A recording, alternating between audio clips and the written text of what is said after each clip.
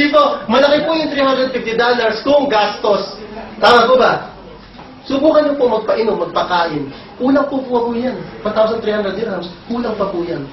Subukan niyo bumili ng cellphone, mobile. Bumibili nga po kayo ng BlackBerry. 1,600 yan. So, mahal po kung gastos. Subukan niyo pong ibulsa yung 1,300 dirhams. After 2 weeks, I'm sure, ubus na po yan. Hindi niyo alam kung saan napunta. Ilagay niyo po yan sa ilalim ng unan niyo. I'm sure, pagkagising niyo, bawas na po yan, nakupit na yan, kung sino matakabin niyo. Ilagay niyo po yan sa bangko rito, sa UAE. Hindi po tatanggapin yan. Bakit? Ang minimum pong deposit dito is 5,000 dirhams. Hindi po tatanggapin yan. I-deposit niyo po sa bangko yan sa Pilipinas. Tatanggapin po yan. Bakit? 16,000 peso yan. Kaya lang po, maswerte yan kung kikita ng 500 pesos sa isang taon. Ilagay niyo po sa MBT ang 1,300 dirhams. Ikakahirap niyo ba? Kakahirap niyo? Hindi. Hindi. Pwede niyong ikayaman.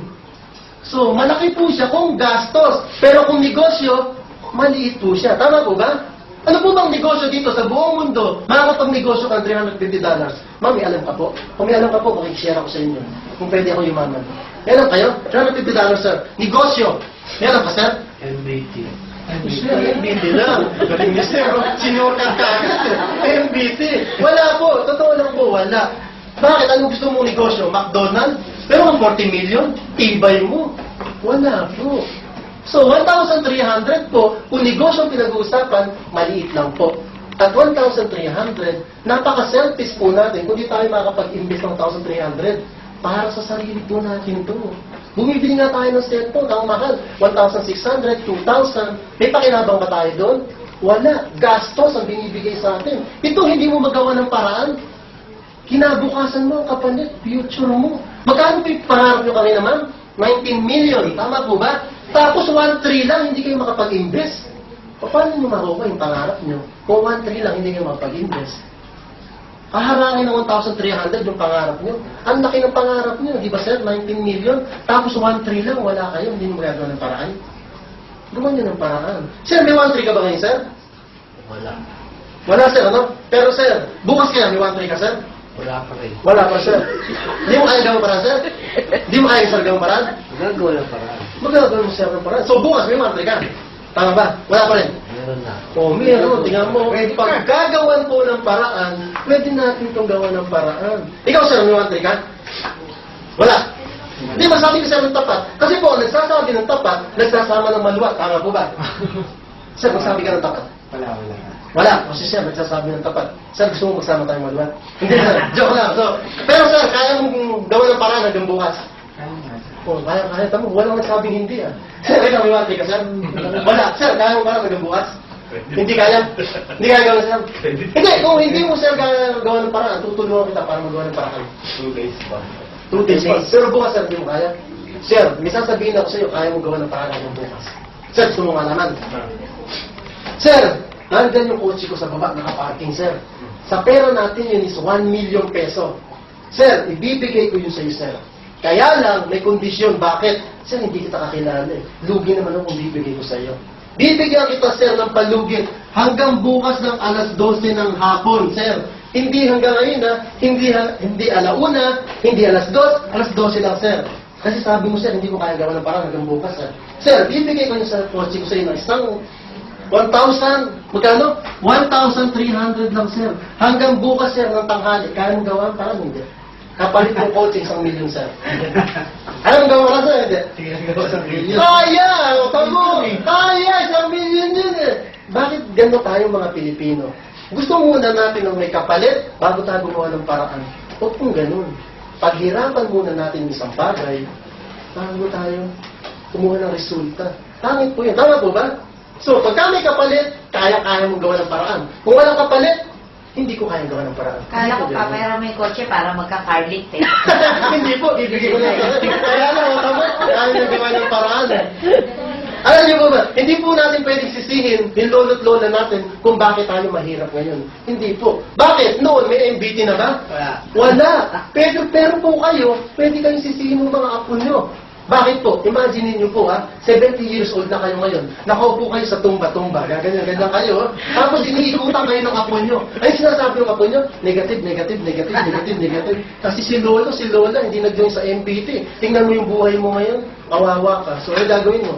Kamag ka na lang ng ulo. Hindi mo na pwedeng ibalik yung nakaraan.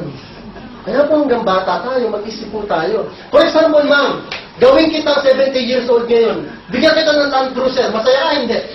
Hindi! Tama si ma'am. Bakit? Pagsakay mo ron, number 1 isip pa na, manginginig ka naman. 70 years old ka na eh. At baka pagsakay mo ron, binubuhan ka na ng apo mo. Kasi hindi ka na makalakal. Baka memory gap ka naman. Madali. Masarap pong enjoyin yung buhay natin habang bata pa tayo. Ikaw, ma'am, gawin kitang 70 years old. May enjoy mo kaya ang Jumeirah Beach ngayon, 70 years old ka na? Baka patay na ako. Hindi, kung gagawin lang kita 70 years old, ma'am. May enjoy mo kaya ang Jumeirah Beach? Hindi. Tama ba, ma'am?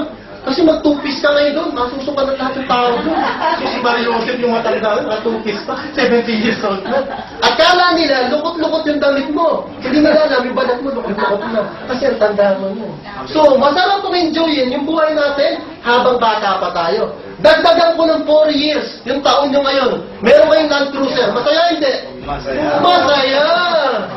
So, masaya po tayo. Pag-isipan po natin. Para sa future po natin, ito gawa natin ng paraan. Ano ba yung 1,300 kapalit ng kinabukasan natin? May share pa po akong isa. Kasi mga ibang tao, ayaw mag-join kasi meron po nito. Alam mo ba ito kung ano? Pride. Kasi po sinasabi ng iba, Louie, ayoko niyan, hindi ko linya yan eh. Bakit? Yung trabaho mo ba sir ngayon? Linya mo ba yung dati? Hindi, pinag-aralan mo, tama ba? Ito rin sir, hindi ko linya to, pinag-aralan ko lang. Tama ngayon, ako pa yung speaker. Bakit? Nung pinanganak ba tayo, linya natin maging tagawalis? Hindi. For example, sinabi ng sheikh nung Sharjah, bukas, yung mga tagawalis, papasweldohin ko ng 20,000 dirhams. Sino yung mag-a-apply? Ako, kauna-una lang, unang mag-a-apply. Linya ko ba yun? Kayo hindi mag-a-apply, 20,000 dirhams a month? I'm sure mag-a-apply kayo lahat. Linya nyo ba yun? Hindi. Pero malaki yung kita eh. Kung saan po tayo kikita? Huwag mo nating pairalin yung pride natin. Kahit hindi mo liya yan. Basta kikita ka, mag-join ka. Kumakalam na yung sikmura mo, may magandang pagkakitaan, hindi mo linya. Ano papakain mo sa anak mo? Yung diploma mo, anak, ito muna kainin mo kasi wala tayo ngayon. Hindi pwede yun. Kahit hindi mo linya ang isang bagay, basta marangal at kikita ka, nakakatulong ka sa tao, gawin mo. Gawin mo lang po. Alisin mo lang yung pride. At yung iba kasi, sinasabi na, Louie, 5,000 dirhams yung sweldo ko eh. Hindi ko na kailangan yung MBT. Buhay na ako sa sweldo ko. May pride nga yung tao eh. Okay, sir. 5,000 dirhams ba yung sweldo mo? For example, sir, ikaw, 5,000 dirhams yung sweldo mo. Magkano ba padala mo sa Pilipinas, sir? Kung may pamilya ka? 500. Sir, 500? May pamilya ka, sir eh. Ano ka ba, sir?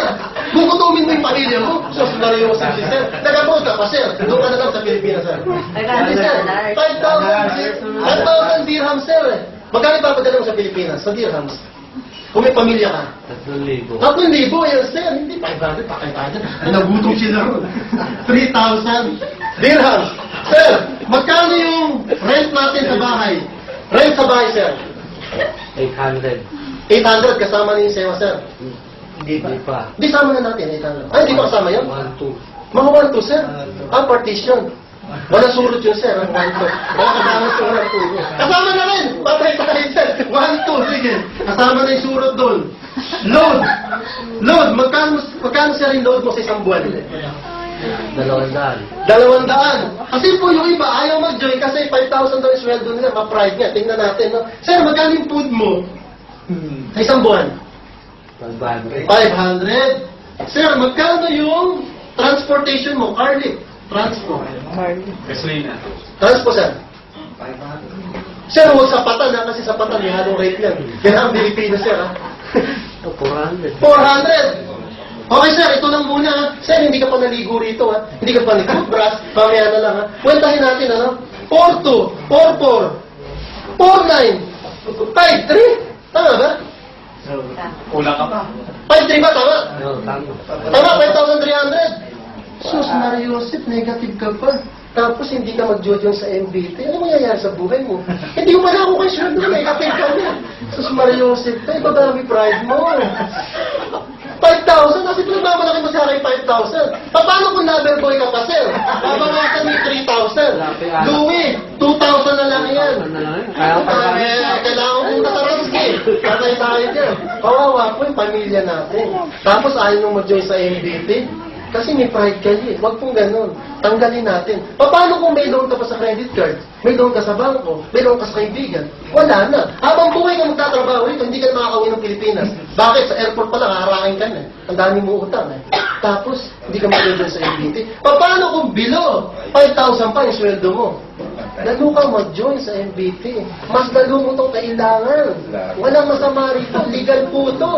Hindi kayo nag-aagabyado ng tao. Bakit hindi mo tanggalin yung P sa Pride, makiride ka sa MVP. Ganun lang po kasimple ito. Makiride ka lang sa MVP. Wala po tayo mapapala sa Pride natin. Ipanlaba po na lang natin, yung pamprito na lang natin. Ito po, yayaman tayo. 1,300 lang. Sobrang ito, last na po ito ha. Kung alam po ito, last na po ito. Meron pong isang balon, ano? Malalim po yung balon. Tapos may batang palaka. Si batang palaka po, walang ginawa kundi kokak, kokak, kokak, kokak, kokak, kokak. Talon po siya ng talon, si batang palaka. Sa katatalo, di batang palaka, nahulog po siya sa balon. Hindi alam ni batang palaka, madilim po sa balon. Ano yung ginawa ni batang palaka? Kokak, kokak, kokak, kokak, kokak. Talon pa rin po siya ng talon. Hanggang mamaya may nagsalita po roon. Hindi niya alam, marami rin palang palaka roon. Nagsalita po yung isang batang palaka. Hoy! Batang palaka, huwag mo na subukan tumalon. Yung lolo't lola ko nga, dito na namatay. Dito ka na rin mamamatay. Ano yung ginawa ni batang palaka? Kokak, kokak, kokak, kokak, kokak, kokak. Talon siya ng talon. Nagsalita na naman isang batang palaka. Hoy! Batang palaka, ang tigas talaga ng ulo mo. Huwag mo sinabing subukan pa tumalon, dito ka na rin mamamatay.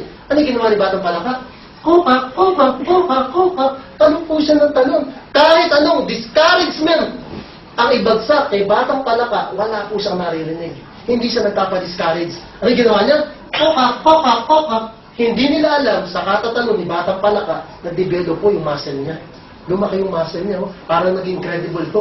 In the next week, pagkatatalo niyan, kokak, kokak, kokak. Nakaahon po si batang palaka. Nagsigawan po lahat. Hoy! Batang palaka, bumalik ka rito. Turuan mo kami kung paano tumalon. Ano yung ginawa ni batang palaka? Kokak, kokak, kokak, kokak, kokak.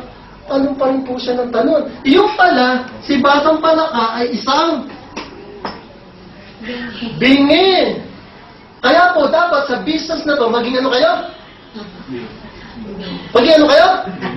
Kokak, kokak palaka. Hindi po, joke lang. Kasi po, normal talaga ang discouragement dito. Lalo na paglabas nyo sa pinto na yan, yung mismong katabi nyo, di-discourage sa inyo. Uy, pare, huwag ka maniwala doon sa speaker na. Kalokohan yan, nakatay na ako dati ng ganyan. Maniwala po kayo sa tao na yan kung okay po yung buhay niya. Ang paniwalaan nyo po yung sarili nyo. Bakit? Yung tao ba na yan ang bibigyan sa'yo ng pangarap mo? Gusto mo ng kotse, bibigyan ka ng tao na yan? Gusto mo ng pagkain para sa pamilya, bibigyan ka ng tao na yan? Hindi! Sarili nyo lang po ang makakatulong sa sarili nyo. Sarili nyo lang magbibigay ng pangarap nyo. At kailangan po sa business na to, malaki po yung kaalaman nyo, yung knowledge nyo. Kung ganito lang po kaliit, yung kaalaman nyo sa business na to, at ganito kalaki po, yung di-discourage sa inyo, tigi-tigis ang kurot lang po niya, bibigay na kayo. Eh tama ka, scam nga. Kasi maliit lang ang kaalaman nyo. Pero kung malaki yung kaalaman mo, ganito yung kaalaman mo, at ganito rin kalaki yung di-discourage sa iyo, hindi mo mamamalayan yan. Bingi ka. Kasi alam mo yung ginagawa mo. Tama, may vision ka, aabutin mo yung pangarap mo. Hindi ka papadiscourage sa kanila. Kahit anong sabihin ng mga tao, hindi ka maniniwala. So, last na po ito ha. Bago po tayo pakita yung sabi nyo. Last ka lang natin, last na sinakit eh. Kaya ginakapalas eh. Di po, last na po ito. Last na po ito. May maglolo po ha. Napakatalino po ng lolo niya. Hindi po maisahan ng apo. Hanggang one day, naglalakad po sila sa park. Nakakita po ng ibon, yung apo niya. Hinuli po ito ng apo niya. Tapos lumapit sa lolo. Ditabo po sa likod niya. Sabi ngayon ng apo niya, patay ka sa akin ngayon, lolo ka, maiisahan kita, tingnan ko yung talino mo. Sabi niya, lumapit siya sa lolo niya. Lo, meron pong ibon sa likod ko. Hulaan niyo po kung buhay o patay. Nag-isip mo yung si